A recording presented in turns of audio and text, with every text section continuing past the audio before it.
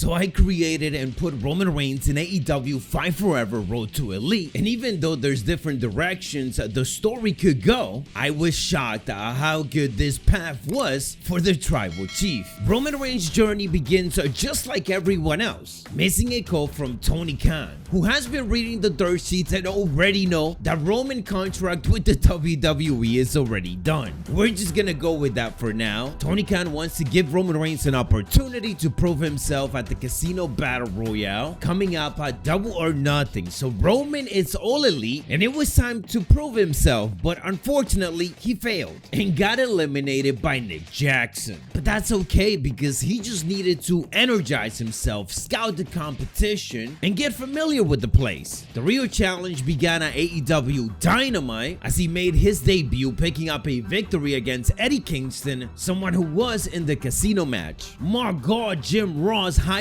it up that we had an exciting matchup. So all of a sudden Eddie Kingston wants to team up with the Tribal Chief because he thinks that they will make a great tag team partnership. We go into Dynamite and Eddie Kingston and Roman are not able to coexist and they don't get the W because Eddie Kingston wasn't really much of a help here and Roman was not happy that he took a loss. Eddie Kingston wanted to make it up to the Tribal Chief, so he got us another tag team match. Before that though, we took a picture with a certain Rhodes, which he's not gonna like us later on, but for now the Tribal Chief is gonna allow it. This next tag team matchup was against a quote-unquote dream team, Sting and Paul White. A bit unexpected, and I gotta say the Big Show is a challenge. Roman wanted to be a singles wrestler, so of course Eddie Kingston was the one that got pinned here. This quote-unquote promising team, it's over, so at All Out they gotta face each other. On the way there though, Roman Reigns lost his gear. Lucky for Roman, his ring gear and his street gear is literally the same, except that Roman has a necklace when he is in the streets, so he had to wrestle with it on his first singles pay-per-view match in a Falls Count Anywhere matchup. The action got heated up and unfortunately the Tribal Chief lost, and Eddie Kingston revealed that he was the one to take his luggage, and that was it. That was the turning point for the Tribal Chief. He had enough of playing games in this company and it was time to take over. He wasn't gonna be nice to anybody anymore. He got to eat hard, train hard, and started collecting those wins that he needed to. MJF took notice of all of that, so he wanted to get the Tribal Chief in the inner circle. Chris Jericho wasn't too excited about it. He felt that Roman needed to prove himself a bit more. So Roman Reigns was up for the challenge, teaming up with another member of the inner circle, Wardlow, and picking up a victory to hopefully impress Chris Jericho. To impress him even more, Roman Reigns made his AEW Rampage debut against CM Punk, who needed a worthy opponent for also his Rampage match debut. This was of course a dream match and the ratings were going to be off the roof. After the Tribal Chief victory against CM Punk, Chris Jericho was a bit impressed, but the trust wasn't fully there. So there was one more challenge before he may officially be in the inner circle, and that was a tag team match with Chris Jericho himself to see if their partnership would really be trustworthy. Roman wanted to be in the top faction in AEW, so of course he said yes. This was his time to prove himself, and that's exactly what he did,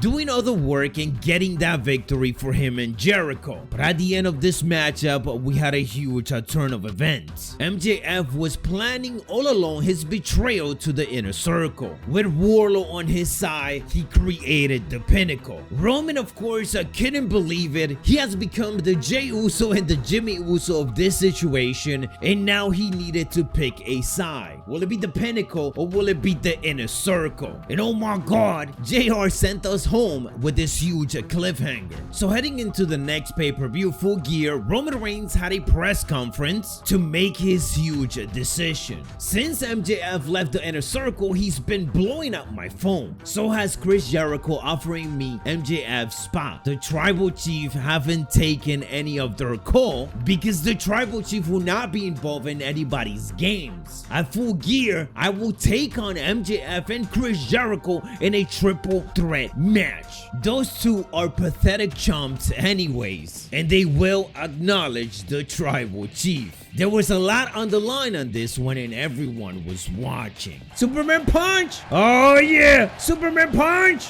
Oh, double team suplex!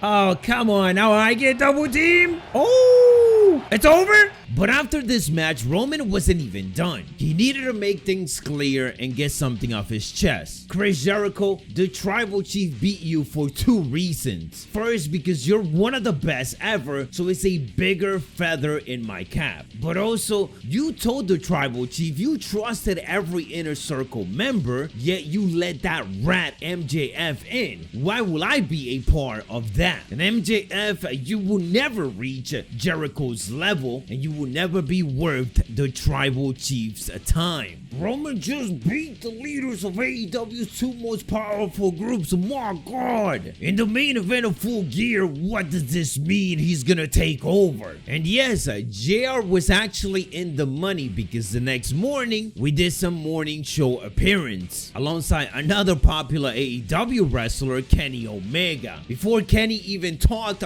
Roman Reigns made a breaking announcement that he will bring back the exploding barbed wired match at the next major event in 4 weeks at AEW Revolution. Kenny Omega is not happy that Roman Reigns is making his own matches and is trying to outshine him in the morning show. Kenny reminds Roman Reigns who the EVP is and that he cannot be making matches, but Roman says, I already said it in live TV, so now you have no choice but to make it happen. To prepare himself for that barbed wire match, Roman picked up a couple of victories on the way and continued to train as hard as possible. He also took a break and went to do some cowboy shit. It was then time for Roman Reigns for his backstage segment, and he needed to hype up his upcoming match, which he doesn't have an opponent for just yet. You see, the Tribal Chief surprised some people last week when I declared my intention to revive the exploding barbed wire match. I just don't plan to compete on it, but to make a big enough impact as to elevate both myself and that match to mythical proportions, because we know how much of a failure that first one was. Then we see Kenny Omega walking in.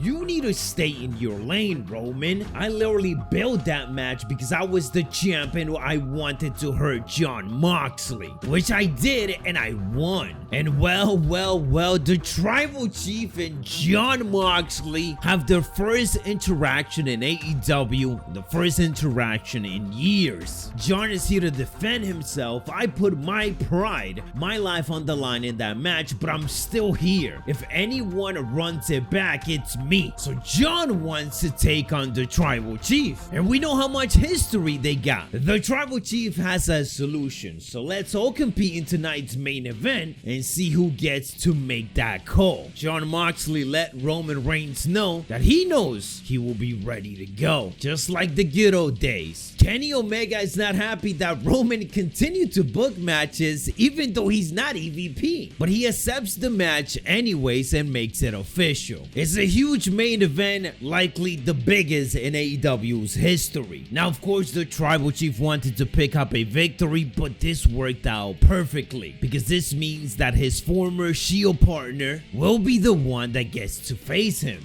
My God, does Jon Moxley really want to run back the exploding barbed wire match? He certainly showed that he got the goods tonight. After that defeat, Roman needed to relax, so he took a picture in the jungle with a certain Jungle Boy, got his workout in, and the next week picked up a victory against one of Jon Moxley's best friend, Eddie Kingston. During this match, Jon Moxley was watching by ringside, and he was certainly impressed of Roman picking up the victory. Jon Moxley wanted to scout me tonight, so be it. He better scout a good emergency room next week in Chicago too, because at Revolution in that exploding barbed wire match, the Tribal Chief will once again prove why he is the better Shield member. Oh my God, and there it is, folks. Roman Reigns has called out Jon Moxley at Revolution. Before his big match, the Tribal Chief got some tips from CM Punk, who has never been in a barbed wire match, but the respect is there for the best in the world. It was then time for the big matchup. Chain wrestling? I ain't gonna win, bro. I haven't been leveling setting that up. Come on now, John. I'm not ready for that action. We got a few seconds left here. But John Moxley knows a thing or two about these type of matches. But so does the Tribal Chief now. No, we're trying to pull you through. Open block. Yeah! I was going to say, what happened if I do a signature there? Well, the explosion's about to happen, John. You're too close. So apparently there is a way to throw your opponent out. Oh! Yes! Oh, snap! Can I dive? Probably not. Oh, damn! He got back in, too!